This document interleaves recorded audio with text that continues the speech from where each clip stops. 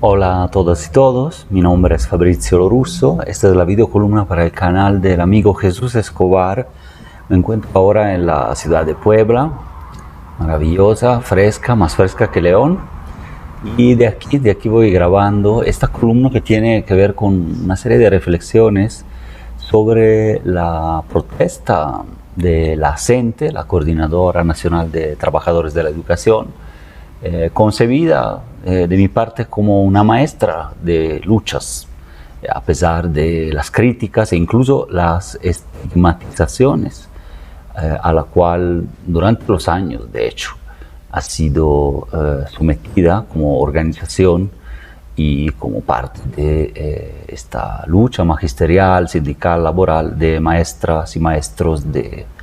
país. Sabemos que la coordinadora no es el sindicato, no es el CENTE, está muy fuerte, muy presente en Oaxaca con la sección 22 y en otras regiones, especialmente en el centro sur del país, ¿no? Pero también en Michoacán, Zacatecas, entre otras entidades. A lo largo de sus casi 46 años de historia, la Coordinadora Nacional de Trabajadores de la Educación, la CENTE, ha mostrado consistencia y contundencia en las formas y contenidos de sus luchas, las cuales han sido a la vez sindicales, laborales, educativas, estructurales e ideológicas. Su acción y discurso se ha diferenciado radicalmente del sindicalismo charro en México y del propio CENTE, el poderoso, antiguo y sistémico Sindicato Nacional de Trabajadores de la Educación, otrora feudo de la maestra Elba Ester Gordillo y ente ejemplariamente corporativizado. Los métodos de discusión y deliberación por asambleas, con tiempo y profundidad, la organización territorial y política, la construcción de agendas de reivindicación y negociación por parte de la coordinadora deben de entenderse como guías para otros movimientos, adaptables y valiosas herramientas de lucha que en buena parte han sido abandonados, ¿no?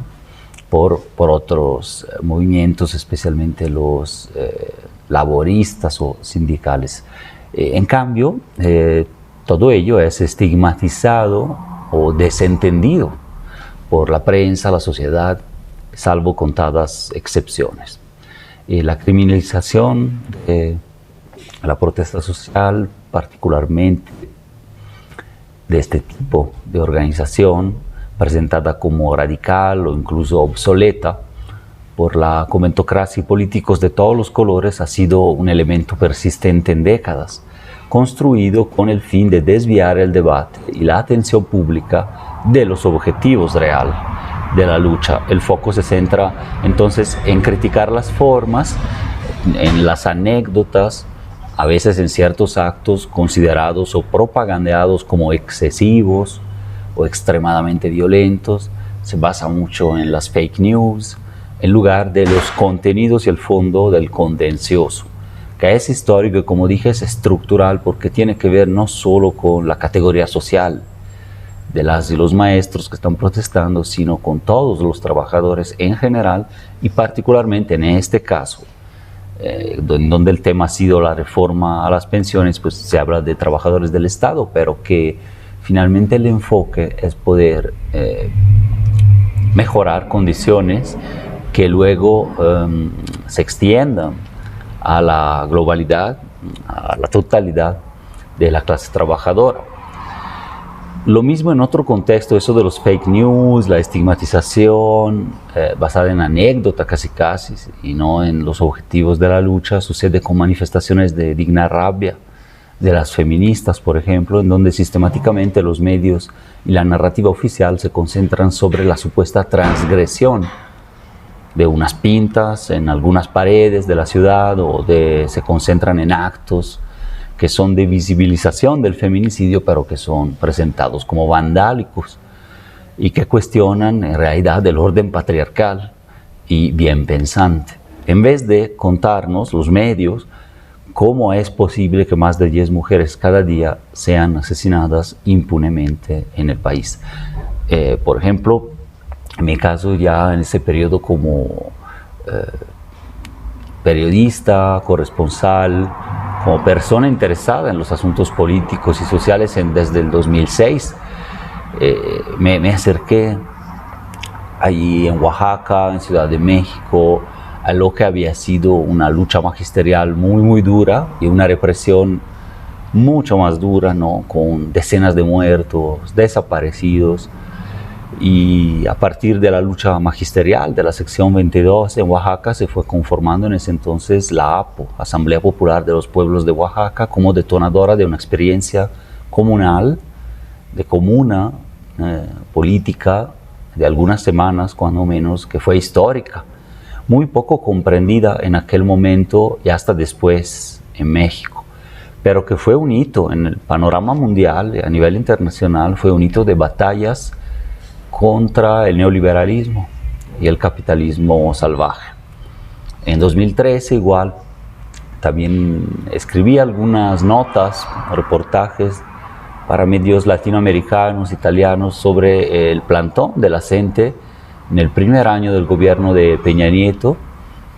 en la capital del país, que fue desalojado después con lujo de violencia y represión policíaca, pero que rompió la retórica peñanetista del Salvador de México y del nuevo PRI, recordando a todo el mundo las condiciones miserables de vida y trabajo de millones de docentes, así como la naturaleza expoliadora y destructiva de las llamadas reformas estructurales de EPN y de la insana alianza del Pacto por México que las promulgó. Y en ese entonces pues la oposición era también contra la mal llamada reforma educativa y contra un sistema que pretende premiar la mal llamada también excelencia, creando un sistema competitivo en la docencia, ¿no? Entre muchas otras cosas que son la neoliberalización de la educación en México. Un año después del plantón, el caso igual a Ayotzinapa, con la desaparición de 43 estudiantes normalistas y la falsa verdad histórica construida por el ex procurador Murillo Karam y sus cómplices, sembraría nueva y definitivamente la credibilidad y actuación del Ejecutivo más corrupto de la historia reciente. En este 2025 se han recrudecido los reclamos de las y los maestros disidentes, por lo que normalmente todos los partidos y cuerpos intermedios de la sociedad que tengan extracción laborista y popular deberían estar reivindicando, pero en gran parte han olvidado durante la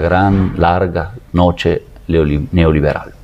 Aumento del salario, reducción progresiva de las horas de trabajo, derechos y prestaciones crecientes, pensiones y retiro dignos, reconocimiento y bienestar efectivo, que son temas efectivamente que fueron olvidados, retomados en parte, claro, por el gobierno anterior de López Obrador, pero no del todo implementados o garantizados en la realidad. Para incrementar o mantener derechos de este tipo, logrados a sangre y fuego por el movimiento obrero tras más de un siglo de batallas y brotes revolucionarios, en países como Francia, Italia, Estados Unidos, Alemania, hoy en día todavía a veces, en estos países, quizás con menor fuerza que en el siglo pasado, hay sectores como transportistas, empleados públicos, docentes, riders, precarios, migrantes, sindicalizados, que llegan a paralizar las comunicaciones y la economía de una ciudad o del país entero. En comparación, los tan criticados métodos radicales, así llamados de la CENTE, parecen realmente moderados y diplomáticos. Piensen también en los chalecos amarillos en Francia, ¿no? Y entonces los métodos de la CENTE, aun cuando hayan realizado plantones, ataques contra una que otra instalación, presentados en los medios como si hubieran sido ocupaciones del Palacio Nacional, que no son, trifulcas con periodistas, o bloqueos de la Sagrada Mañanera o del intocable aeropuerto de Ciudad de México, o de la vialidad, del tráfico, ¿no? Estos métodos de todos modos parecen muy limitados, son métodos de lucha bastante simbólicos más que materiales, que no provocan grandes daños como tal, ni siquiera un plantón de meses en realidad, pero que son presentados aquí por la prensa como si fueran ya un brote subversivo, revolucionario gravísimo, ¿no? Cuando les digo, en otros países considerados también democráticos, ¿no? O hasta tomados de ejemplo, no son tomados de ejemplo luego a la hora de ver qué tipos de protestas grandes hay ahí, ¿no? Bloqueos de toda la economía,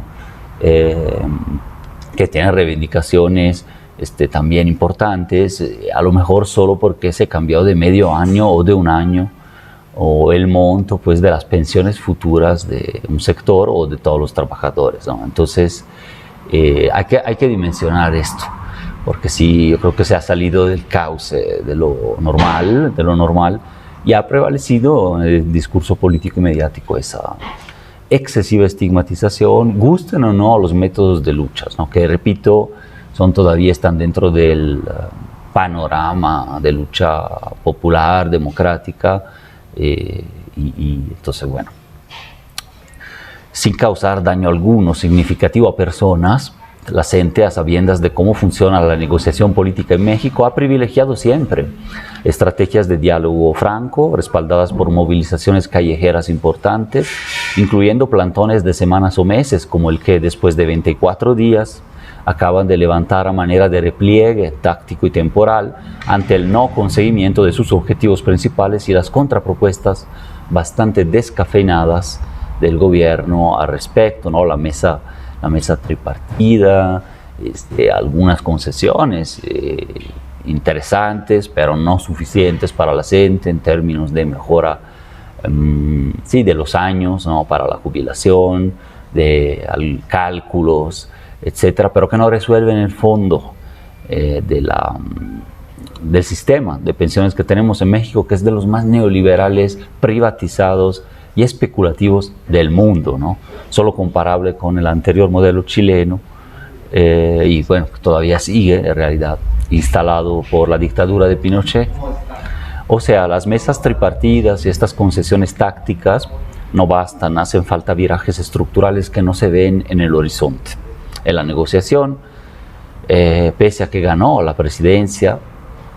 y la mayoría de los estados por segunda vez consecutiva, una izquierda partidista que había prometido efectivamente derogar, por ejemplo, la reforma de la ley del ISSSTE de Calderón. Más allá de algunos incidentes que yo juzgo de tipo menor,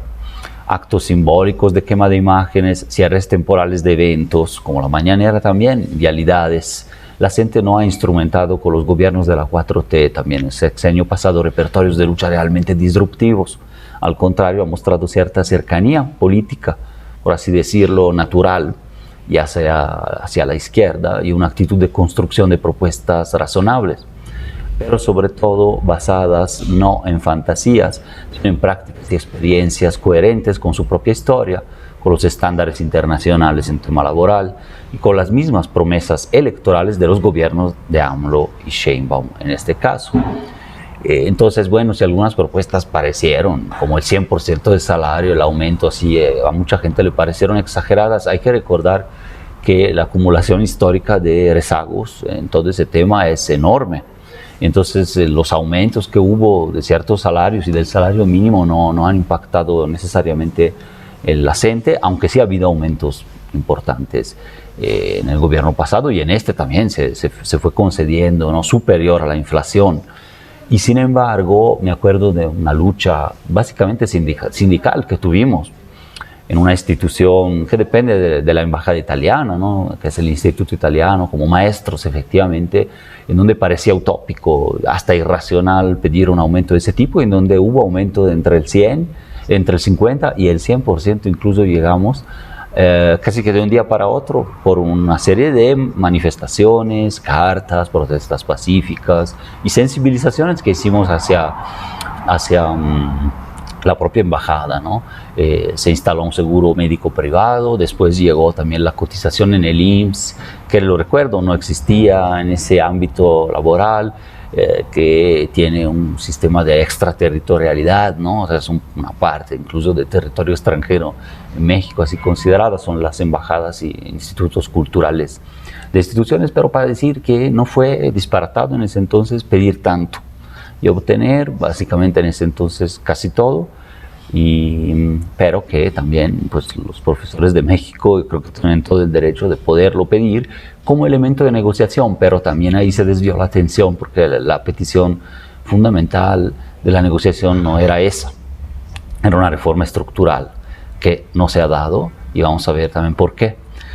Entonces digamos que ocupar un mes el Zócalo capitalino, hacer unas marchas, no representa ninguna amenaza como tal sistémica, ¿no? Sobre todo si se considera que la deuda histórica con las y los educadores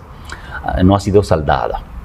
Fue objeto de sendas propuestas electorales incumplidas en el pasado. Las y los maestros podrían incluso negociar aumentos del salario menor a requerido, como hablé, ¿no? Querían el 100%, podría ser menor.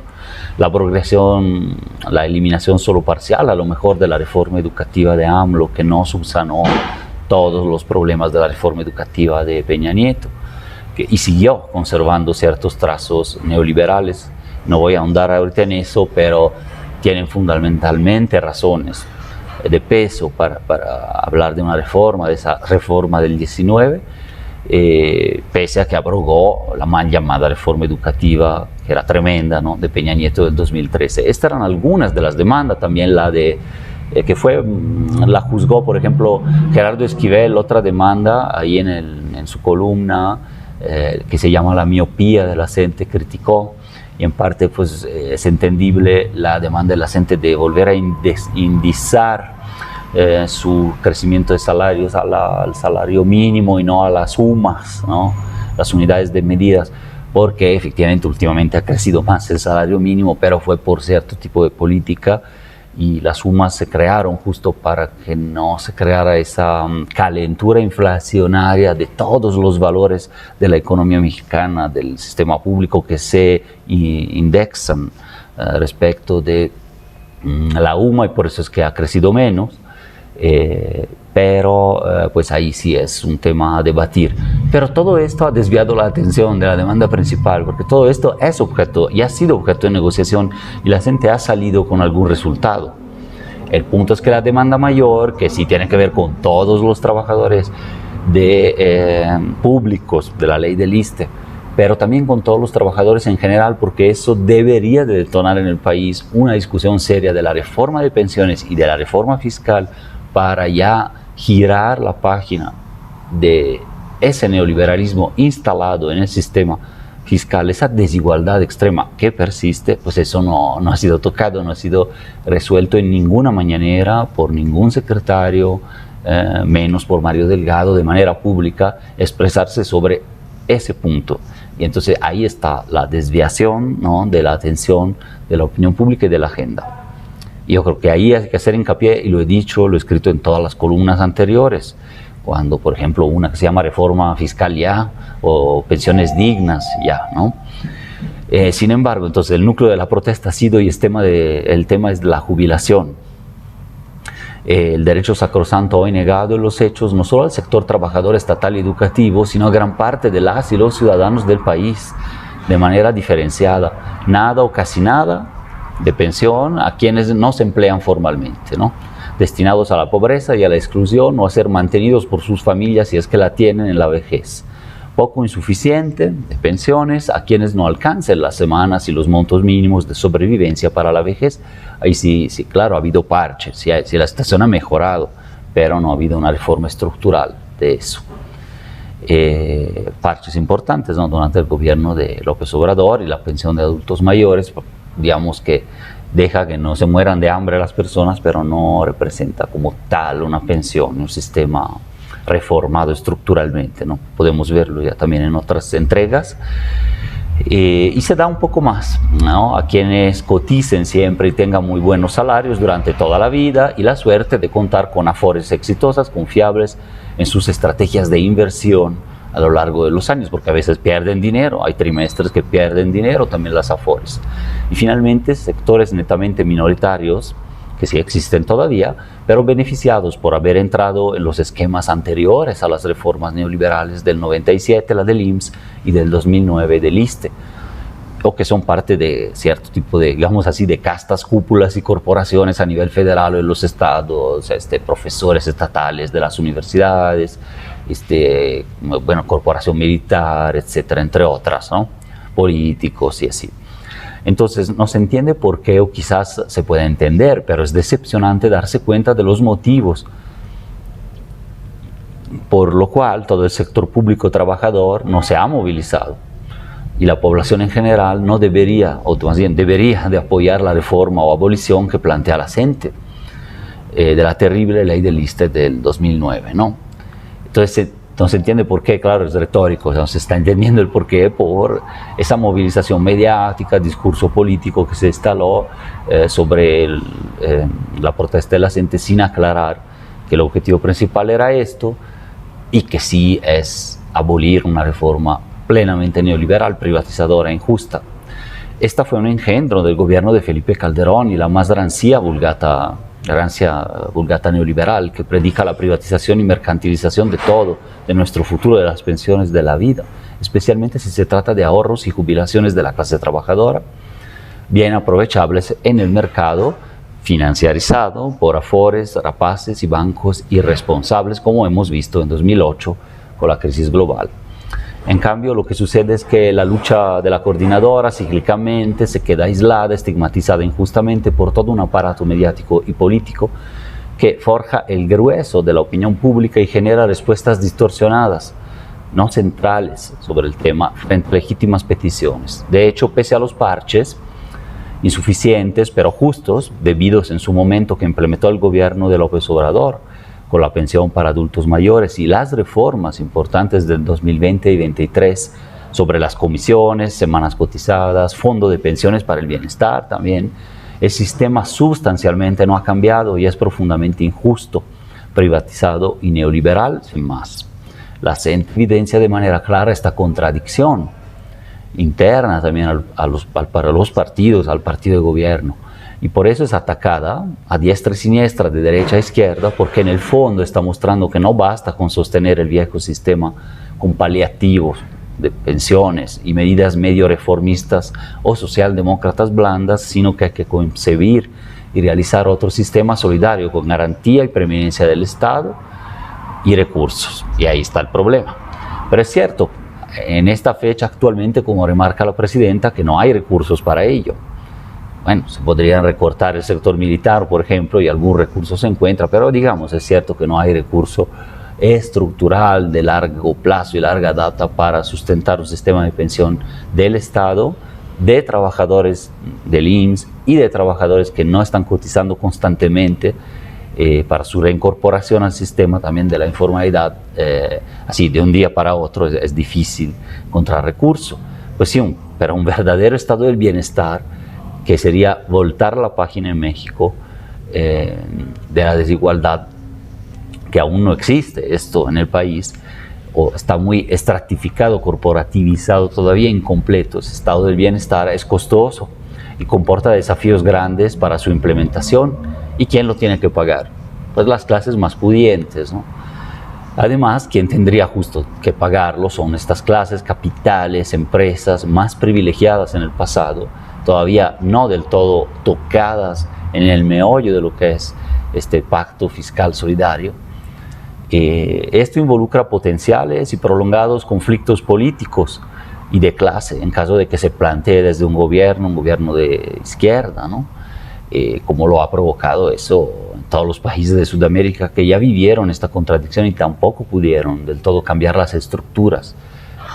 a través de esta y otras reformas. Pero bueno, sí se bancó, se usó capital político y se bancó el conflicto en el caso de la reforma judicial y otras que va a haber y otras reformas constitucionales, pero en esto no se entiende por qué no se quiere tocar. Y va a ser, yo creo que el punto nodal para luego definir si en la historia ha habido cambio estructural en México o todavía no, pese a los gobiernos que se plantean como transformadores. Entonces es muy delicado e importante, ¿no?, poder seguir manteniendo ese debate, y la gente, la verdad, ahí lo evidenció. Entonces, un gobierno con estos enormes consensos electorales todavía de opinión pública podría hacerlo, en vez de excusarse la falta de recursos y encontrarlos justo en esas clases sociales que no lo han pagado, ¿no? En efecto, la fiscalidad actualmente está en vilo y las cuentas pueden comprometer el plan de transformación y justicia social de la 4T a futuro si no se hacen reformas, sobre todo tras los embates de la administración Trump 2.0 y las guerras en curso y una economía no como que muy bollante, ¿no? Y sin embargo, una vía muy clara de izquierda posible, factible y deseable, ya lo dije, existe. Se llama reforma fiscal progresiva, con impuestos patrimoniales también, mejora de la recaudación también en la base y en los sistemas de recaudación, para garantizar a futuro, incluso a nivel constitucional, si fuera posible, el uso y la generación de estos recursos para transformaciones, reformas y redistribuciones permanentes de la riqueza, la justicia y los derechos. Bueno, muchísimas gracias y nos vemos en la siguiente. Un abrazo.